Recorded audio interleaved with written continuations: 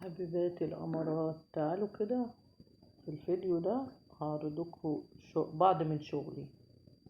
زي ما انتوا عارفين وزي ما انا قلت قبل كده ان ده شغلي، انا كنت عاملاه مشروع صغير.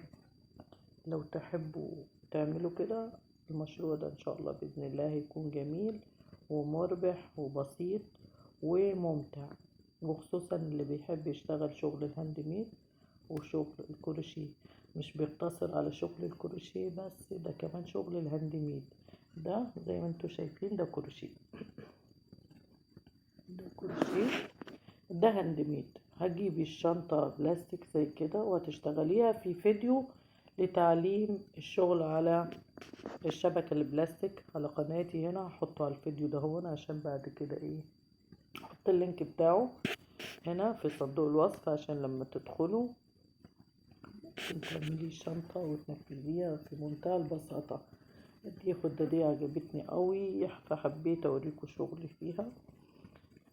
بسيطة، وكل الشغل ده هنعمله ان شاء الله على القناة، بس اشوف رأيكم ايه وطلباتكم ايه. ده شغل برضو كروشيه، بس الشنطة تحسوها بقى ايه اللي هي السواري.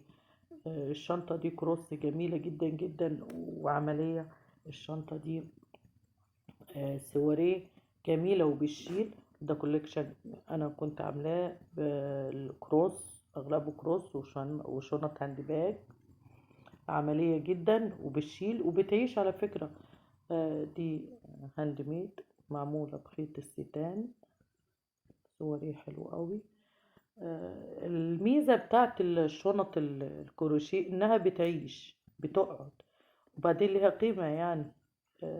اغلب الناس او الجنسيات بيحبوا شغل الهاند ميد، بيكون مميز او بيعيش. فاحنا خدوا بالكم مع بعض هنبتدي نشتغل مع بعض شغل الهاند ميد والكروشيه. بس يا ريت اشوف في الكومنتات بتاعتكم اسئلتكم وانا معاكم فيها. دي شنطة كروس بتبقى جميلة جدا وبتلم الدنيا معاكي. برضو دي شنطة هاند ميد، يعني انت ممكن تعمليها في منتهى البساطة، في منتهى البساطة تعمليها خطوة بخطوة. هعمل لكم اللينك بتاع التعليم على الشبكة البلاستيك، وهنعمل مع بعض كتير وهنشتغل مع بعض كتير شنط كتيرة. بس يا ريت اشوف الكومنتات بتاعتكم وطلباتكم وانا معاكم في كل حاجة ان شاء الله. ودايما في الخير يا حبيبات الامارات. الشغل الكروشيه والهاند ميد دايما له قيمة ومميز، ولما بتكوني ماسكاه انت بتبقي فرحانة بيه.